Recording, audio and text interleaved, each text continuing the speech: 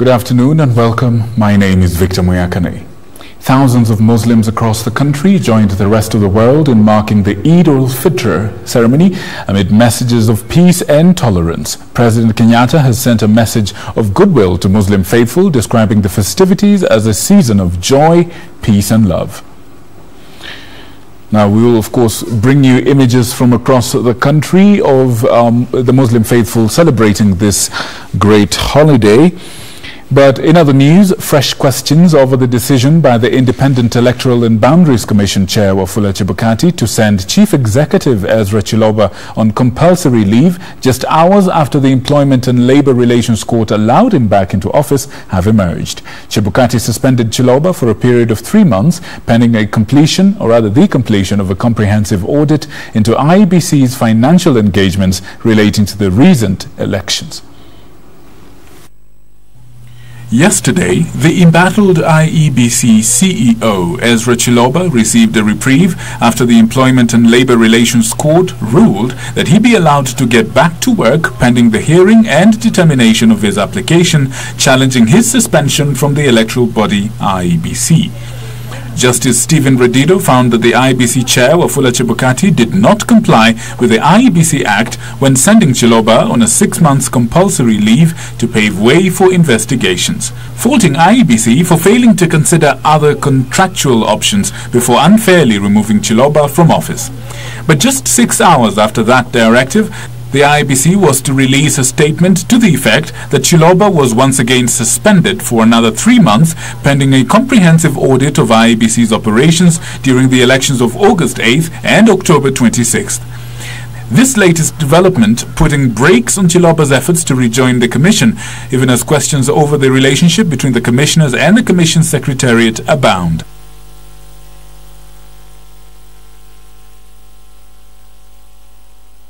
Busia Governor Sospita Ojamong is accusing his political detractors of attempting to fix him to have the EACC arrest him for alleged graft. Ojamong is alleging a plot to intimidate him and hurt him or hurl him into court for mismanagement of county resources. He insists that he was cleared of any wrongdoing by the EACC, maintaining that his government is not involved in any corruption and those plotting his downfall were his political detractors.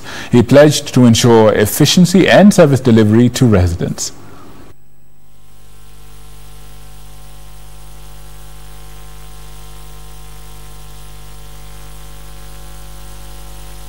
I gave them room to investigate all my homes. These are just falsehoods that are being peddled. And attract donors to come and assist us. I also want to attract our brothers and sisters who are able to come and assist us here. The nurses, we cannot wait. We should start this week. We should have enough nurses in this county referral hospital.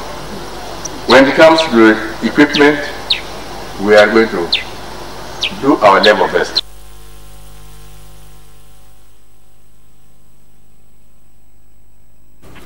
Police officers in Githunguri, Kiambu County are on the spot for alleged laxity and colluding with criminals, resulting in an increase in crime in the area. The residents who took to the streets following the murder of a middle-aged man in unclear circumstances are demanding for the immediate transfer of officers stationed at the Kibichoi police station in Kigumo.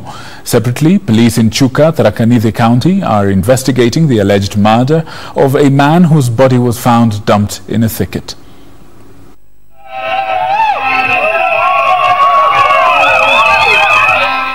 Kigumo village in Githunguri, Kiambu County. Residents took to the streets in a protest characterized by running battles, accusing police officers of accepting bribes from criminals to set them free. The protest was triggered by the alleged murder of a middle-aged man, with locals saying several youth have been killed in the past week in suspicious circumstances. Tumechanganyikiwa sisi kama wananchi kwa sababu wakati wowote mwili kipatikana mahali watu wa scenes of crime wanafaa kuja, na yule ambaye analaumiwa kwa hii mambo hatujaona akichukuliwa hatua yoyote, na kile kinatuchukisha zaidi, we know there will be cover up. That is why I have decided tuwe na maandamano, kwa sababu umesikia si askari wa kawaida. A post-mortem report revealed the deceased was hit by a blunt object on his head and shoulders. Githunguri Police Station OCPD William Baslip urged for calm, saying investigations were ongoing.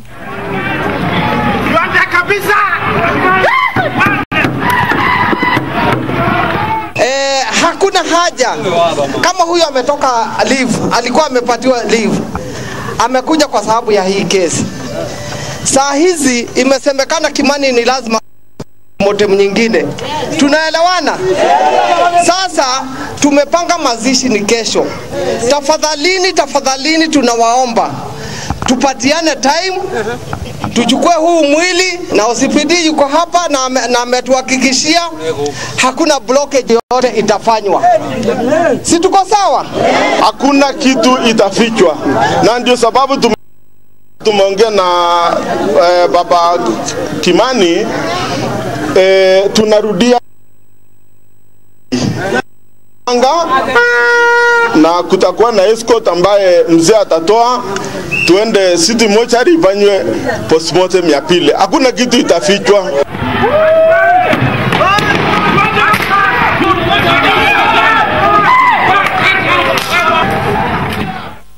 Elsewhere, police in Tharaka Nithi County are probing the alleged murder of a man whose body was found dumped in a thick town. The victim's head had been dismantled and his face and body. It is suspected he was killed elsewhere and his body dumped a few meters from county offices. Residents are now demanding that the government boost security in the region and those behind his death arrested and prosecuted. Back to the story we began our news bulletin with, and thousands of Muslims across the country, of course, have joined the rest of the world in marking the Eid-ul-Fitr celebration.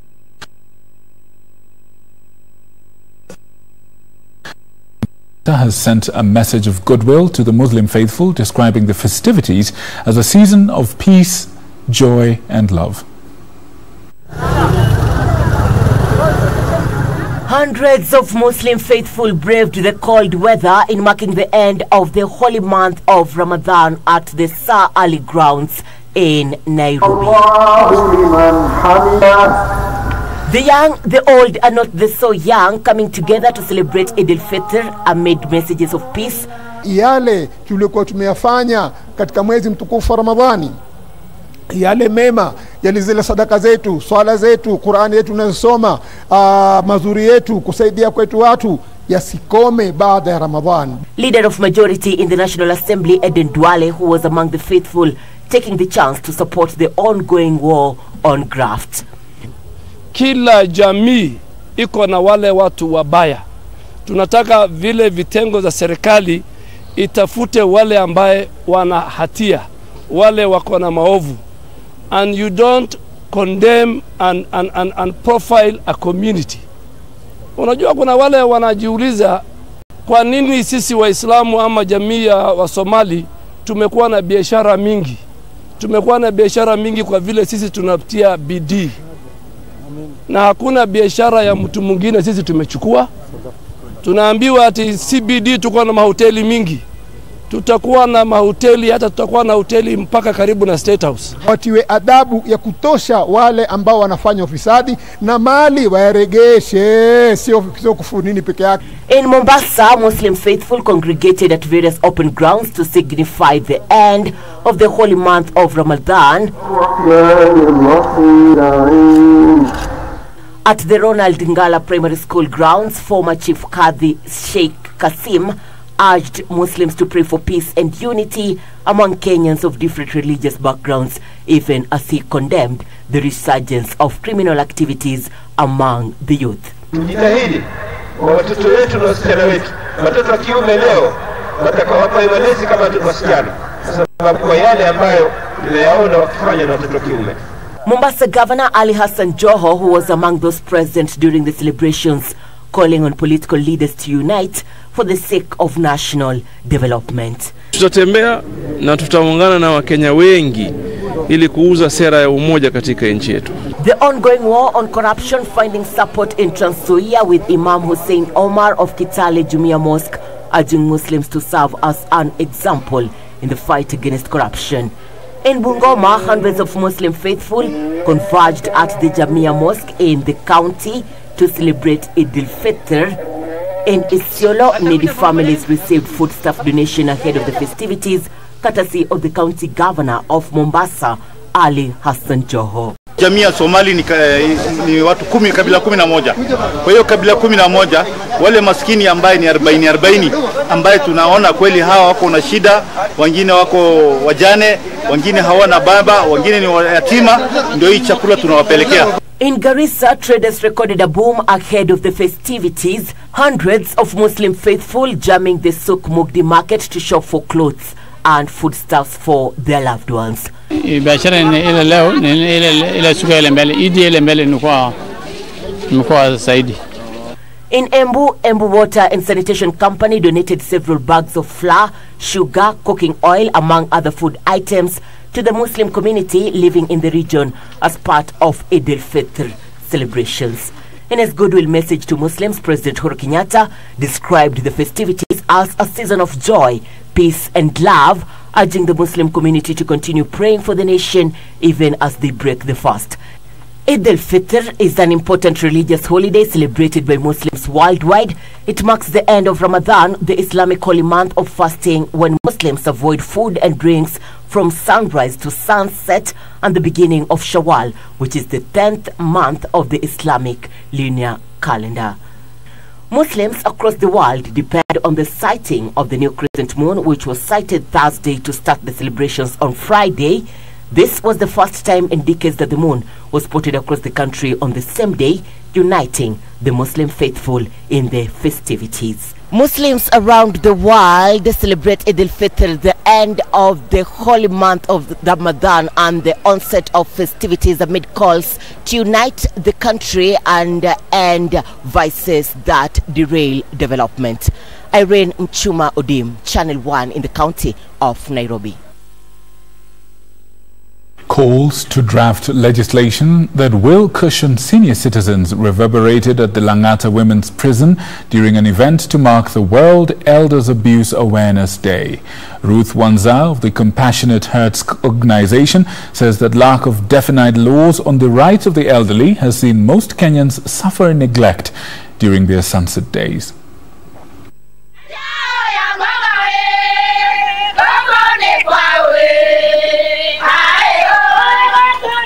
Pomp, elegance, jubilation and dance were the hallmarks at the Langata Women Prison during celebrations to mark the World Elders Abuse Awareness Day. The old and not so old putting their best foot forward in a moment of delight that temporarily wiped bad memories of those serving time at the facility out of their mind.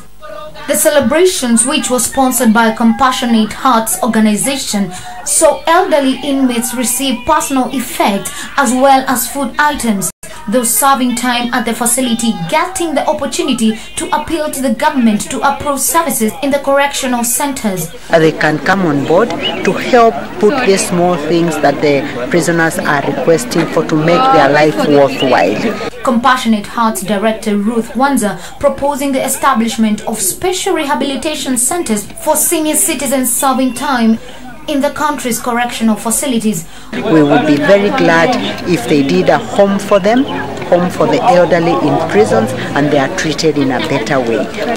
Officer in charge of Langata Prison, Jane Kiri, who calling on other organizations to follow suit and show love to the inmates. Elderly are normally forgotten in the society, and this gesture by Compassionate group shows that the elderly are respected, and it should continue. It should be cascaded down to all parts of the Republic. Reporting for Channel 1 News, I'm Lena Nyambura.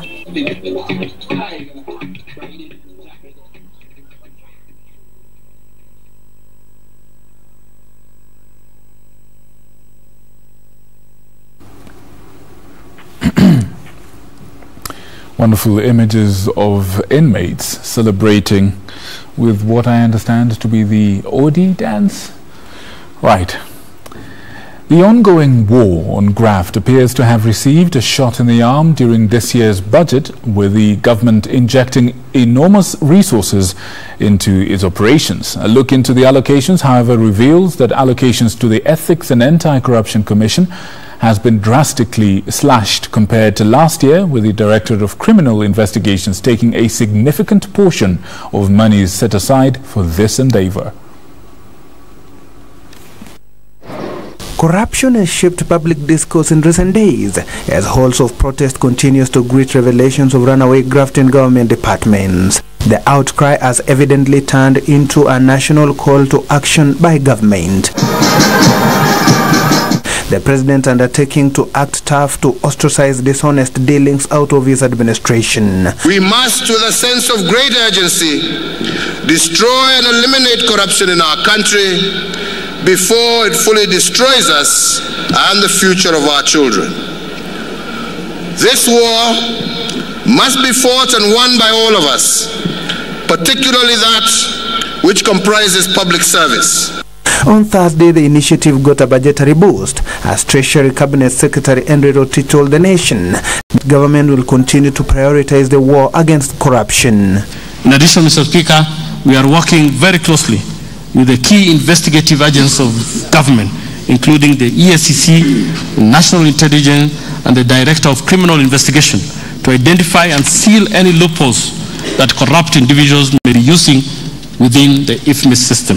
Even though substantial resources were injected into these institutions, the allocation to ESCC has been reduced from last year's $4 billion in the 2018-2019 financial estimates. The Directorate of Criminal Investigations, however, appears to be building more muscle in the war against graft, with allocations of over 6 billion shillings just like last year. To strengthen various institutions that are mandated to fight corruption in the country, I have allocated 2.9 billion to the Ethics and Anti-Corruption Commission, 2.9 billion to the Department of Public Prosecution, 161 million to the Asset Recovery Agency, 587 million to the Financial Reporting Center, and 6.4 billion to the Criminal Investigation Services, and 5.1 billion to the Office of the Attorney General. The DPP will get 2.3 billion shillings as opposed to last year's 2.9 billion shillings. Rotich insists that the government will only realize its Big Four agenda if corruption is kept at bay. Rotich further charged that all arms of government must play their roles prudently in a bid to aid government efforts to secure taxpayers' money. Eric Biegon reporting for Channel 1 News. We take a short break. We'll be right back with more content. Please stay tuned.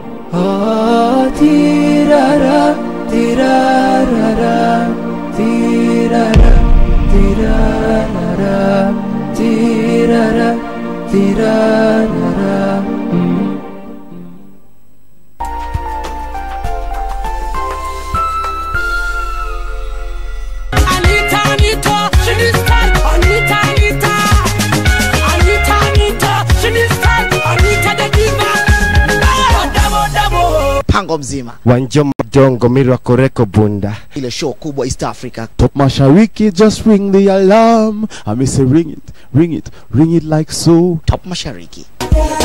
Uzuri wangu bei gani? Haupati kiutani.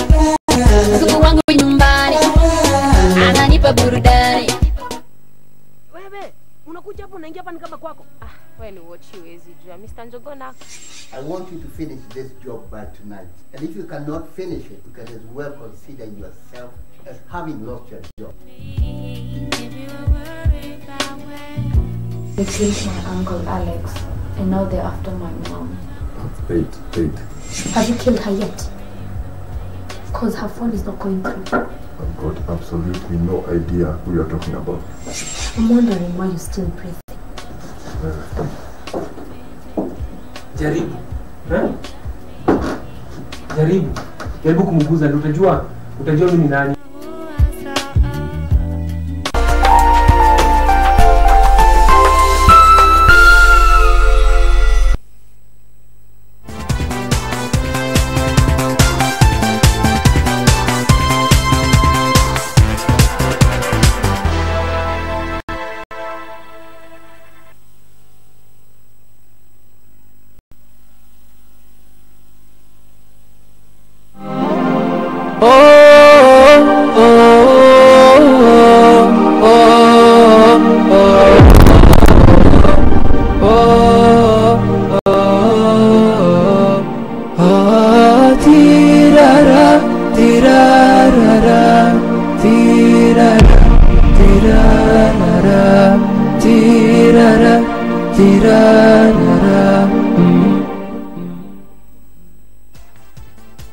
Welcome back. Police in Migori are searching for a woman who allegedly burnt her 7-year-old daughter for taking 400 shillings from her savings to pay school fees. The woman is alleged to have tied up her daughter and then doused her in paraffin before setting her ablaze. The girl is admitted at Migori Level 4 Hospital with serious burn wounds. The 7-year-old girl suffered serious burns on both hands after her protector turned predator, leaving her for dead. A crime allegedly collecting 400 shillings from her mother's savings in a quest to get education. Nikamuuliza Eva, nini umekufanya mikono zako? Ati mamangu ndiye amenichoma. Umefanya nini? Ati nilichukua sijui poa vipi nikapelekea mwalimu. Ndiye amenichomea. Alikuchoma namna gani? Ati alileta mafuta akaweka kwa mkono. Arabu akafanya nini? Akaagiza gasi. Huyu anaita stove lakini stove ana na kwa nyumba yao. Akaweka mikono. The nurse in charge of the pediatric ward at Migori Level 4 Hospital says she was in stable condition but had suffered serious burns. Huyo mtoto alikuja akiwa na uchungu nyingi sana. Bila alikuwa na hiyo uchungu, tumejaribu kumpea madawa ambao namsaidia kwa ajili ya hiyo uchungu na pia tunaendelea kutibu hiyo mkono. Lakini bado hiyo mtoto ako na uchungu. The girl is currently under the care of the grandmother in hospital, who says she has been unable to trace the girl's mother, who is reported to have fled the scene and switched off her phone. Police are currently searching for her and have urged anyone with knowledge of where she was hiding to come forward. A family in Mombasa is seeking justice over the death of their kin in what they say was a case of medical negligence. The family of Reuben Shisia is accusing the Coast General Provincial Hospital and the Premier Hospital of failing to offer first aid services to their ailing relative, leading to his death. For the family of Reuben Shisia, theirs is a rage even as they mourn their departed kin. The family is saying that they feel betrayed by the trust they had placed on two health facilities operating in Mombasa. According to Shishia's wife, Esther Amunga, her late husband fell critically ill last Wednesday at around 11 p.m. and was rushed to Premier Hospital by his family and workmates. He was placed on oxygen machine with the doctors saying that he needed emergency care. However, the hospital reportedly demanded 150,000 shillings deposit before they could commence any treatment to the family, only managing to raise 70,000 shillings. Wakati mume wangu tulitoka nyumbani tukaelekea kwa hospitali ya Premier. Tulifika kule kweli, wakati walitupokea wakamweka oxygen. Lakini baada ya hapo waliulizia kama tunaweza, wakasema kama wataweza kumshughulikia mgonjwa wetu lazima tuwe na deposit ya 1,500,000, ambapo hapo tuliamua kuondoka pale, alafu tukaenda Makadara. Tulipofika Makadara it was almost 1.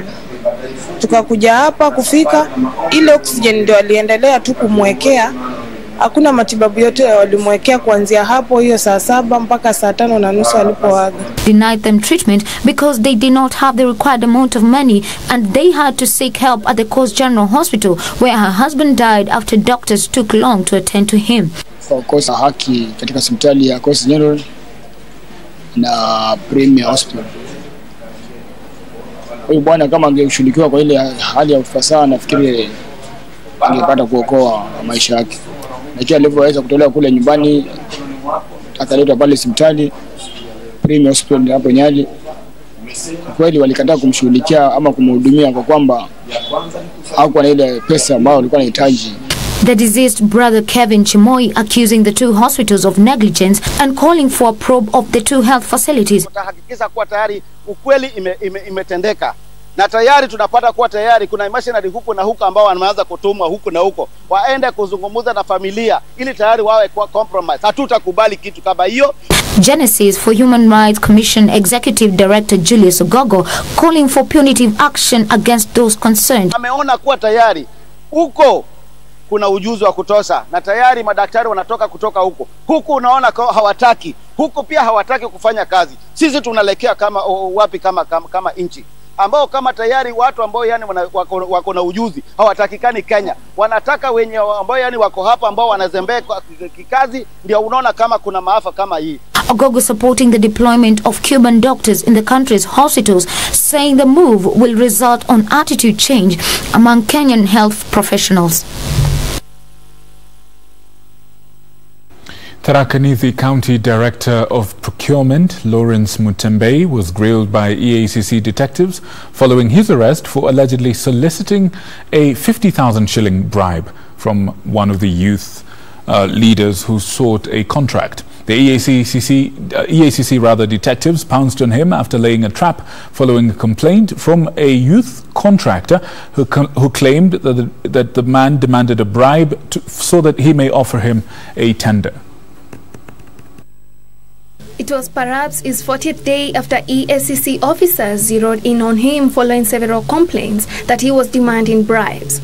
Upper Eastern Regional Coordinator Ignatius Wekesa says a contract seeker identified as Charles Mugedi reported that Lawrence Mutembe had asked for 50,000 but accepted 20,000 shillings as a bribe to allow him to win a tender. It is then that anti-graft officers gave him treated money to present to Mutembe, who was arrested moments after he pocketed the money. The regional coordinator has called on public officers to stick to their professional ethics and to desist from involving themselves in any form of corruption. The regional coordinator added that once investigations are completed, the officer will be handed over to the Directive Public Prosecutions to answer to the corruption charges. Sharon Zay, Lunchtime News. Now, the war against corruption appears to have assumed a new trajectory, with President Kenyatta directing lifestyle audits for all public servants. The latest directive coming even as the president cautioned against politicization of the ongoing purge.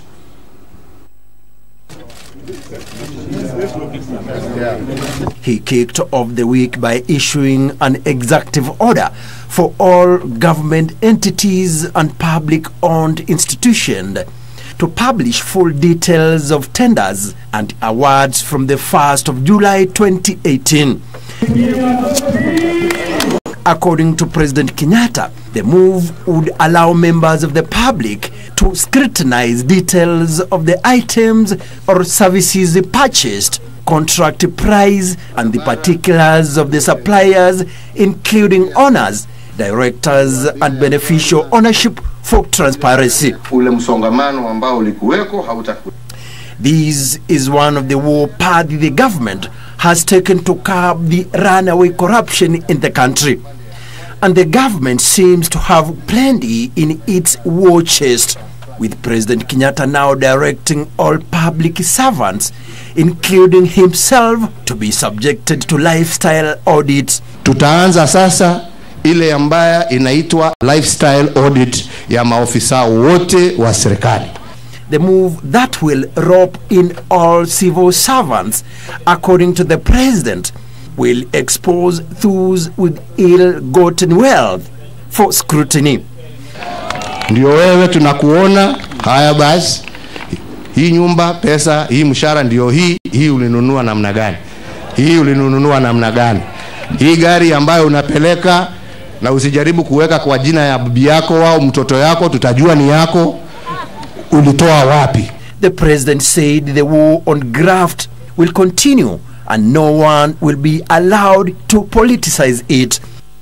Na ule wa kwanza kufanyiwa lifestyle audit ni mimi, kwa sababu mimi ndio mfanyikazi number 1. Si ndio hiyo? Yes. Mimi, alafu tuende kwa huyu, alafu tuende kwa governor, alafu tuende kwa masharia. Kila mtu aseme hii maisha unaishi kwa njia gani? Wewe kama ni mwizi, uliiba pesa peke yako na utafungwa peke yako. Usitumie kabila lako, usitumie siasa. He said the government would continue introducing new measures to ensure public servants give Kenyans value for their money. On Madaraka Day, President Kenyatta ordered that all heads of procurement and accounting units to be vetted afresh, with the process including subjecting the officers to polygraph tests. Samson Kitavi, Lunchtime News. The Kenya Forest Services have initiated discussions with environment stakeholders within Kilifi County as they seek to find lasting solutions to the problem of illegal logging. The discussions, convened by Worldwide Fund in conjunction with the Kenya Forest Services, brought together all organizations dealing with environmental matters as well as representatives of the various communities living in the area. The government has intensified efforts to conserve the environment in recent days, with the threat posed by global warming become so real. The Kenya Forest Services taking the cue in Kilifi, where illegal logging and charcoal burning have contributed to the decreasing forest cover within the region. The organization holding a forum with environmental conservationists as they sought ways of protecting and restoring Arabuko Sokoke, Dakacha Woodland and Mwangea Hills, key forests in the county but which are under threat due to increased human activities. Acting KFS Chief Conservator Monica Karenda says the discussions were meant to seek alternative projects for the communities living around the forest to prevent them from destroying the natural source. We were just making a follow-up with this stakeholder workshop just to engage with each other amongst ourselves as stakeholders of this county to see how best we can look for a lasting solution for the management of our woodlands, for the management of forests, Arabuko Sokoke, Dakacha Woodland, and the forest in Adu Ranch. Elias Kimaru of the WWF says Dakacha Forest is a key area of biodiversity but was under threat as people were expanding land for agriculture. Dakacha Woodland is one of the key area of biodiversity conservation. It is also where communities are expanding land for agriculture. How do we balance these two? So it's not easy, but we must ensure whatever we do, we are doing it in a way that our future generations, our children and children's children are not going to come back when we are gone and ask where were our fathers. Brenda Gitonga, Lunchtime News.